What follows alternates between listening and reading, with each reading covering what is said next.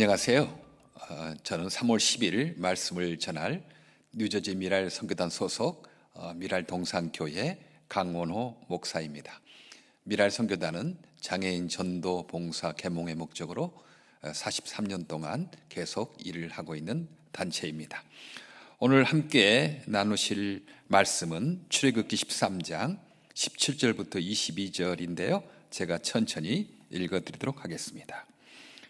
출애굽기 13장 17절부터 22절. 바로는 마침내 이스라엘 백성을 내보냈다. 그러나 그들이 블레셋 사람의 땅을 거쳐서 가는 것이 가장 가까운데도 하나님은 백성을 그 길로 인도하지 않으셨다. 그것은 하나님이 이 백성이 전쟁을 하게 되면 마음을 바꾸어서 이집트로 돌아가거나 않을까 하고 염려하셨기 때문이다. 그러나 하나님은 이 백성을 홍해로 가는 광야길로 돌아가게 하셨다. 이스라엘 자손은 대열을 지어 이집트 땅에서 올라왔다. 모세는 요셉의 유고를 가지고 나왔다. 요셉이 이스라엘 자손에게 엄숙히 맹세까지 하게 하며 하나님이 틀림없이 너희를 찾아오실 터이니 그때 너희는 여기에서 나의 유고를 가지고 나가거라 하고 말하였기 때문이다. 그들은 숲곳을 떠나 광야 끝에 있는 에담에 장막을 쳤다. 주님께서는 그들이 밤낮으로 행군할 수 있도록 낮에는 구름 기둥으로 앞서가시며 길을 인도하시고 밤에는 불기둥으로 앞길을 비추어 주셨다. 낮에는 구름 기둥, 밤에는 불기둥이 그 백성 앞을 떠나지 않았다. 오늘은 제목을 유고를 가지고 나아가라라는 말씀으로 전해드리도록 하겠습니다. 우리가 어떻게 이 시험과 환난이 많은 이 세상에서 승리의 삶을 살 수 있겠습니까? 그것은 이미 승리의 삶을 살았던 선배들의 삶을 본받으면, 그 믿음을 본받으면 우리가 승리할 수 있습니다.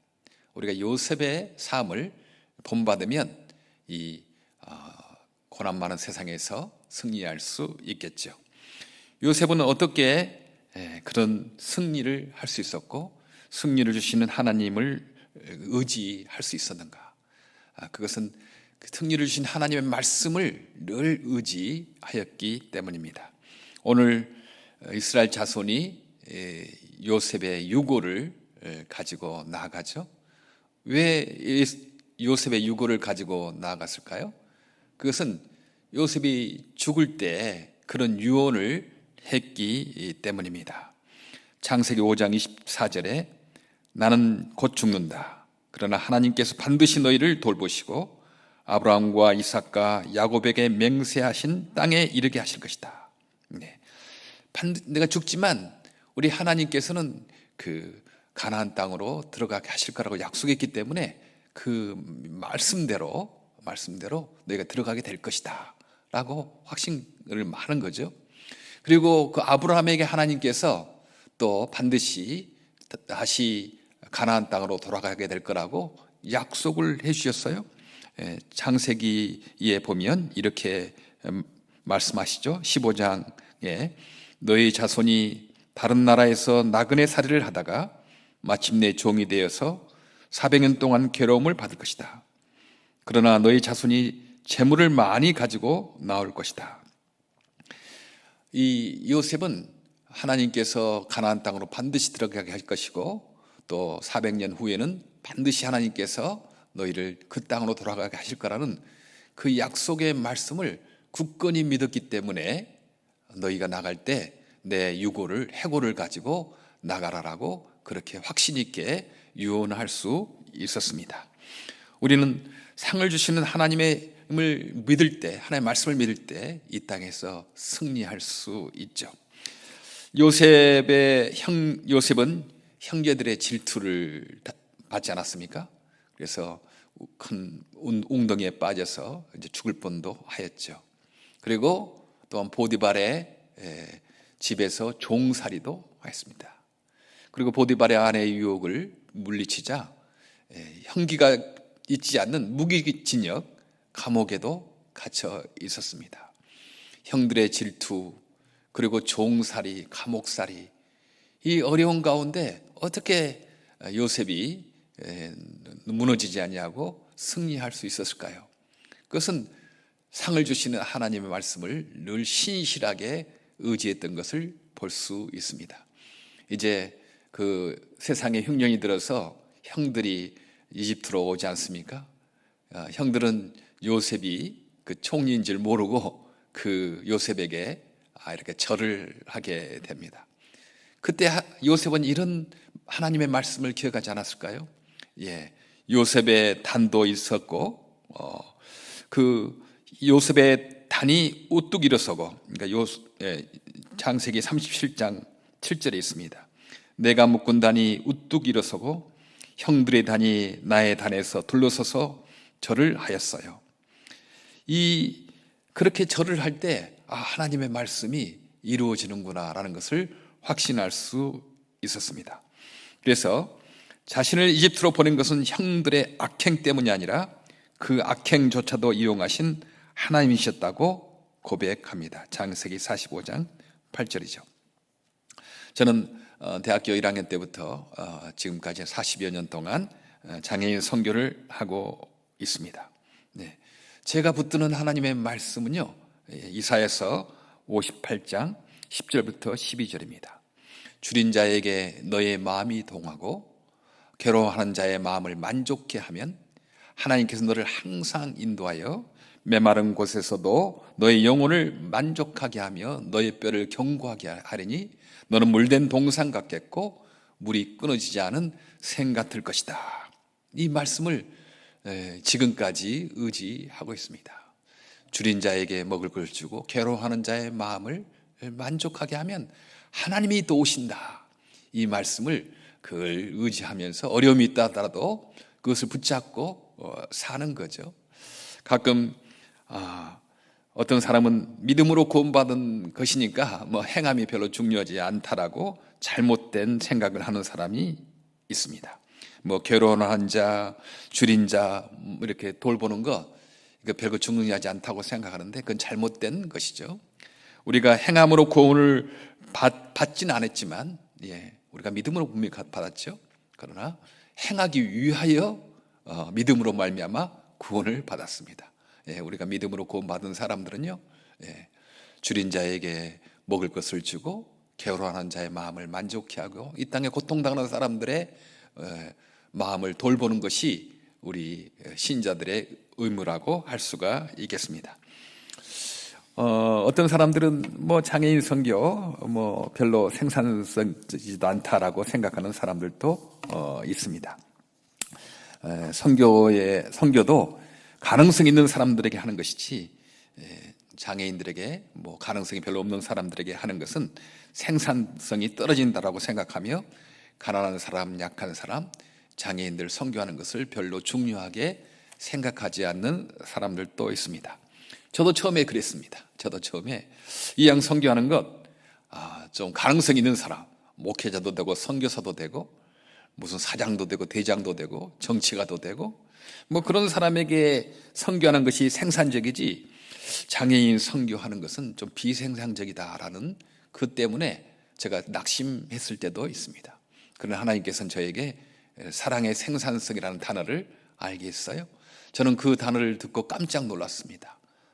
저는 이제까지 생산성 그러면 자동차가 많이 나오는 것, 반도체가 많이 나오는 것, 명예가 많이 나오는 것, 권력이 많이 나오는 것, 돈이 많이 나오는 것, 소위 힘의 생산성은 생각했지만 사랑하고 생산성을 연결시키지 못했거든요. 그러나 사랑의 생산성이라는 관점에서 성경을 보니까요, 다 성경은 이 땅에 돈을 버는 것, 이 땅에 높은 자리에 올라가는 것, 모든 지식을 배우는 것, 그게 모두가 다 이 땅에 예수의 사랑을 생산하기 위해서 하는 것이다 라는 생각을 하면서 내가 세상의 가치관에 완전히 그냥 세뇌되었었구나. 목회까지도 큰 교회를 이루고 많은 월급을 받고 이것만 성공이라고 잘못된 생각도 할 수 있었다는 거죠. 그게 목회의 성공이 아니고 크든지 작든지 예수의 사랑을 생산해내는 것이 목회의 성공이고 실패다라고 말할 수가 있습니다.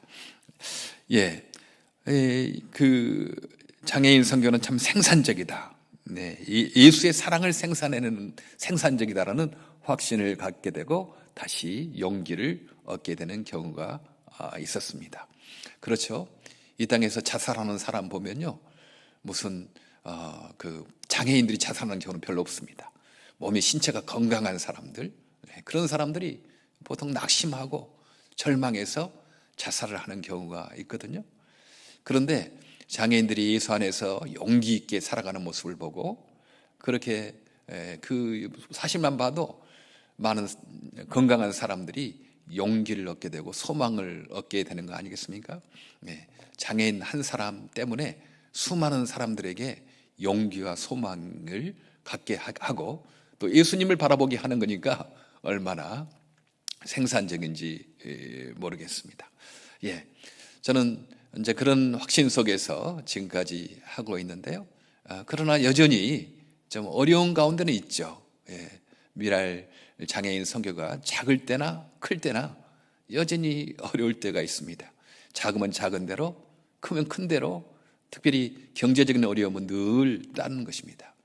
미랄 인물은 커졌죠. 미랄 선교단이 지금 세계 22개국에 70개 지역에서 선교 활동이 있으니까 커진 겁니다. 그러나 회사가 커진 것은 돈이 많아진 것이지만 무슨 선교단체가 커진 것은 돈이 많아진 것이 아니고 돈 들어갈 일이 많아진 것입니다. 그러니까 늘 한 달 한 달이 참 좀 어떤 경우는 걱정이 되는 경우가 많이 있죠. 보통 저희 뉴저지 미랄 선교단만 해도 한 달에 2만 5천 불 정도의 어떤 예산을 결산을 해야 되거든요. 그런데 제가 알지도 못하는 사람들이 이렇게 헌금을 해오는 겁니다. 헌금 안 했다고 제가 무슨 따질 수도 없는 거고 그냥 주시면 받는 겁니다. 그런 삶을 40년 동안 이렇게 살다 보니까 한 달 한 달이 얼마나 빨리 가는지 모르겠습니다. 금방금방 이렇게 고정 비용이 있잖아요. 그런데 그때는 어려웠지만요, 한 달이 지나고 1년 되면 하나님께서 꼭 필요한 만큼 채워준 것을 우리가 경험하게 됩니다. 줄인 자에게 마음이 동하고 괴로워하는 사람의 그 마음을 만족해 하겠더니 주님께서 이렇게 도우신다라는 사실을 제가 지금 이렇게 해마다 40여 년 동안 경험하고 있습니다. 이 말씀을 붙드는 거죠. 어려움 당할 때도 힘들 때도 이 말씀을 붙드는 것입니다. 지금 여러 가지 그 코비드 때문에 어려움 당하고 있지 않습니까? 많이 어렵죠. 그러나요, 하나님께서는 이 어려움 가운데서도 또 도우시는 것을 우리는 많이 경험합니다. 아마 저의 하는 것을 공감할 수 있을 겁니다. 제 개인적으로 말하면요, 제가 이제까지 물질적으로 가장 풍성하게 살고 있습니다. 코비드 상황인데. 왜냐면요, 실업수당을 받게 되거든요. 근데 실업수당이 보니까 제가 평상시 받던 것보다 더 많이 받아서 풍성하게 되는 건 참 하나님의 놀라운 은혜다라는 생각을 하고, 또 이 코비드 상황, 어려운 상황에 또 제가 조그만 콘도를 사게 됐습니다. 가장 어려운데 저는 장애인 선교하면서 아마 제 평생에 제 이름으로 집을 가져보지 못할 것이다, 그런 생각을 하고 살았어요. 왜냐하면 그 미랄 선교단에서 나오는 사례는 뻔하니까 그거 모아봤자 어떻게 집을 사겠습니까? 그런데 하나님께서 놀랍게 작년에 그 한국에 조그만 땅이 팔리게 돼서 그 땅 조금 이렇게 다운페이하고 또 용자를 받아가지고 조그만 콘도를 제 이름으로 사게 됐습니다. 전혀 기대하지 않았죠. 전혀. 제가 평생에 제 이름으로 집을 가져가지 못할 거라고 생각했는데 가장 어려운 가운데 하나님께서는 그런 일을 통해서 저에게 집을 사게 하셨습니다. 줄인 자에게 마음이 동하고 괴로워하는 자의 마음을 만족해 하게 조금이나마 했더니 가장 코비드 어려운 상황에서도 우리 주님께서 이렇게 채워주시는 것을 우리가 보게 됩니다. 지금 코비드 어려운 상황 다 있을 거예요.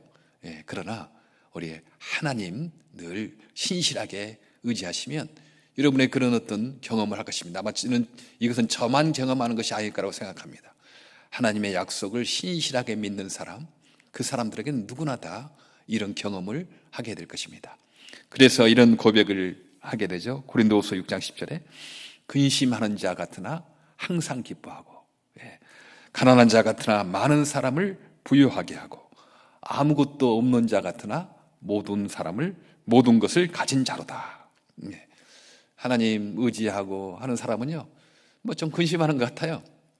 그러나 하나님 채워주는 경험하기 때문에 늘 기뻐하고, 가난한 자 같아요. 뭐 없는 것 같아요. 그러나 많은 사람을 부유하게 하고, 아무것도 없는 사람 같으나 많은 사람을, 모든 것을 가진 자로다라는 그런 고백을 하게 될 것입니다. 오늘 본문에서는 하나님의 백성이 출애굽 에집트에 나오면서 요셉의 해골을 가지고 나갑니다. 상 주시는 하나님의 약속을 신실하게 믿었던 그 요셉, 이걸 생각하면서 그들도 요셉과 같은 그 믿음을 가져야 되겠다. 하나님 상 주신 하나님의 신실한 약속을 우리가 의지해야 되겠다라고 그런 결심을 하지 않았을까요? 저는 그런 결심했다고 생각합니다.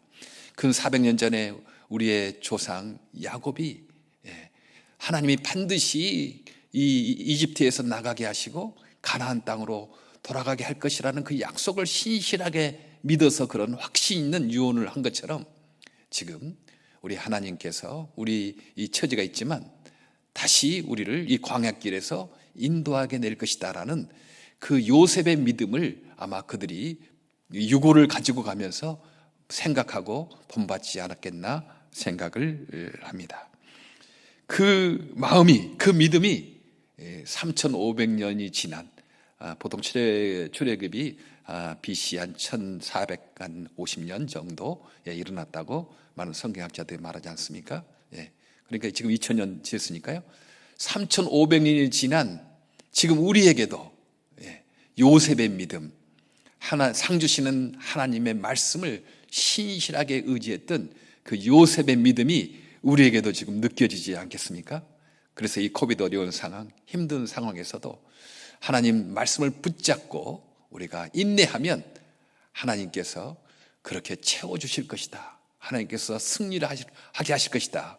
라는 그 확신 있는 믿음을 갖게 될 것입니다. 이 어려운 상황에 우리 모두 하나님 말씀을 굳게 의지하고 승리하는 저와 여러분 되기를 간절히 바랍니다. 전능하신 하나님, 상 주시는 하나님, 요셉이 하나님 나라 갈 때 내 해골을 가지고 나가라고 그렇게 확신 있게 당부했던 것처럼 하나님, 전능하신 하나님의 약속을 우리가 분명히 의지하고 상급 주시는 하나님을 의지하며 이 코비드의 어려운 상황, 또 여러 가지 힘든 상황에 승리하게 하여 주시옵소서.